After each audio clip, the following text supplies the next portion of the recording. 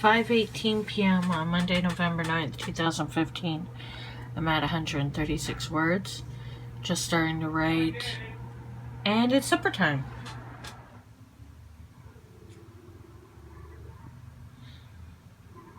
Okay.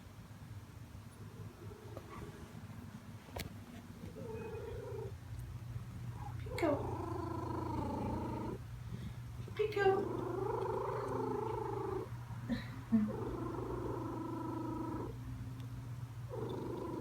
9:50 p.m. on the 9th day. I haven't put my netbook up. It's right here. It's hard to get the plug. I'm just gonna type on my keyboard here, my Mac, and I'm gonna write these words about nothing. 10:17 p.m. I've reached my 750 words. I'm actually at 830 or so. Husband is snoring and I can hear that the cats are up to no good, so I'm gonna return this empty cappuccino and I'm gonna get some water and I'm gonna write more words before midnight. 10:37 p.m. I've hit 1275 words. I've got enough time to write more. I've just hit another procrastination point where I'm realizing that yes, I'm writing well with my this is the first time throughout NaNoWriMo, for the month of NaNoWriMo, November, that I've used my iMac to type my words, right? And it moves smoothly along. It's great. But there was a reason why I also use my netbook, because that's where my main document is, where I put everything in, and I know everything's on my journal afterward, but that's where it goes first. And so I'm gonna have to get that power cord out. Basically, it seems like I'm using this as a chance to procrastinate. And hi, Vincent. Hi, Vincent. And that could be true. But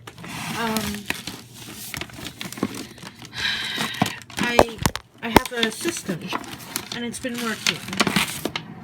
I did get a lot more words done than I thought I would. Journal tree. Wondered about my poetry bookshelf. This would be it. There's only a few books that may not be specifically poetry, but it's just because I wanted to keep them together. For instance, there's one that should be here with my Lynn Crosby, would be Life is About Losing Everything. I would put that with this if it wasn't for the fact that I think it's such a great memoir and journals, letters section. But this is the start of it. So we're gonna further procrastinate some writing. So what you see is Amber Dawn. Not me, but a fantastic book. In fact, it follows the kind of format I would want to do, in that I seem to want to write a memoir eventually, but I also love how she's written poetry. And it's not cheesy, crappy poetry. It's fantastic poems, and then there's a short memoir story, and then it's just fantastic. I aspire to what Amber Dawn has achieved in that book, in the way she had written that. And then you see I've got a lot of books from House of Anansi and Coach House Press, and then you just see them going on. So yeah, see, this isn't poetry, Bob Dylan Chronicles Volume 1, but wow, is it ever written beautifully. And I think I have it saved at a point about reading, love of reading in there. There's some specific thing, and then there's all these. One of my favorite poets is Gwendolyn McEwen. You'll see everybody from Jim Morrison to Sylvia Plath, P.K. Page, Al Purdy, Adrian Rich. It's supposed to be in alphabetical order. I'm not entirely sure that it is. Rumi, Shel Silverstein, Anne Sexton, the complete poems. Oh my gosh, read that. Walt Whitman's Leaves of Grass. I mean, and then I've got down here would be literary magazines, which my to-read literary magazines. I shuffled things about, and there you go. I've moved Lynn right up beside Anne Sexton, so that's quite a place to be. They're my diary of an... I mean, those were wonderful. I just read through them last year. Incredible.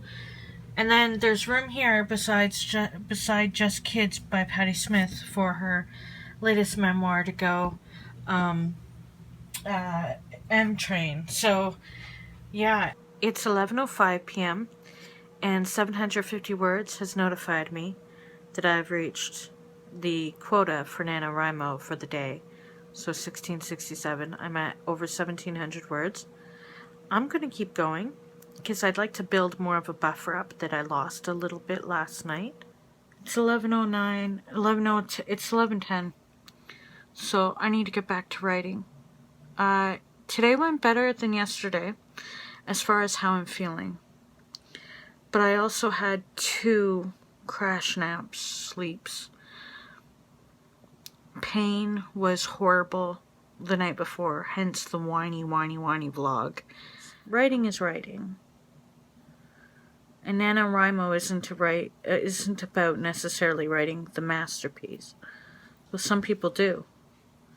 But this is not my year for that yet. This is me still working on developing the habit and building up confidence that I can be consistent each day with this goal that means so much to me to write, despite the headache I'm even getting right now as the pain sets in again. Well, that was a short reprieve. Look at these. Look at these. Look at M Train. Okay, you know why I haven't been reading M Train as much as I could be? I'm going to tell you a secret if you've made it this far. By the way, this is where she will go. Can she fit? Yes, she can. Look at her. Look at her right there. I actually read the George Orwell diaries. Kind of dry reading. What? What's that right there? What? You mean I didn't finish? Did I finish or not? What is this? What? Did I finish or not? Don't tell me I didn't finish. Did I finish or not? Maybe I did and I wanted to remember that page. Oh yeah, I wanted to remember that page. Yeah, I finished. I wouldn't go there, put it back on the shelf without finishing it. I don't do that. I'll confess to you, this is a book I've been reading here. The Unnameable. Samuel Beckett is one messed up mofo or a brilliant writer. This is why I think we shouldn't be so hard on ourselves for the way we write, because people write in all sorts of different ways. This is like, if we were writing this now, boy, I mean,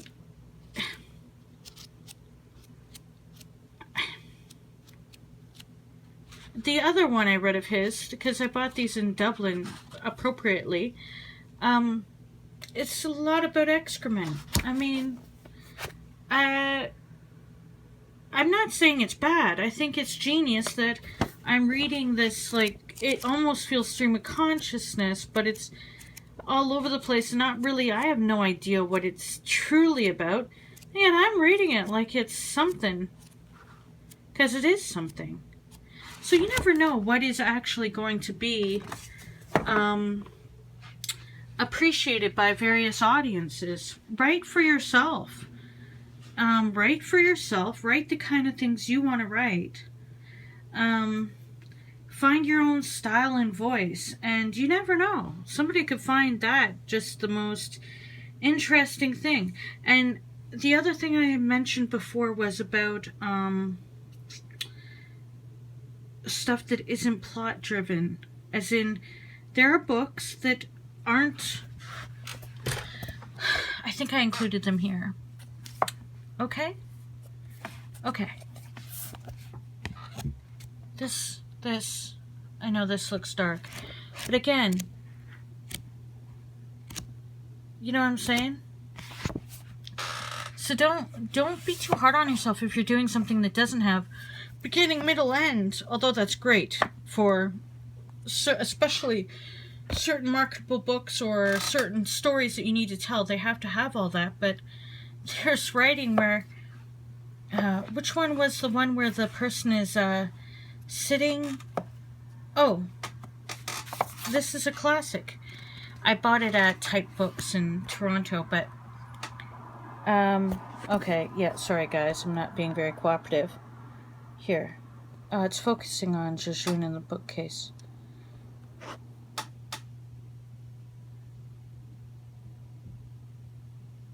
What happens when nothing happens? Except he was smart and sat in front of a cafe window. I'm just sitting in my head.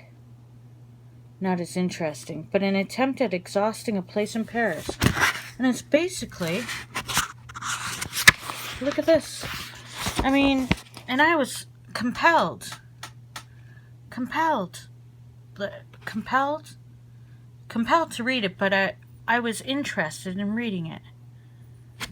I mean, guys, you don't know, so don't be so hard on yourself if you think you're writing something boring, or the story is too normal, or it's not interesting, or it's fanfic. This is fucking fantastic. And it started out as what some might perceive as fanfic, and it's not. It transcends. It's freaking amazing.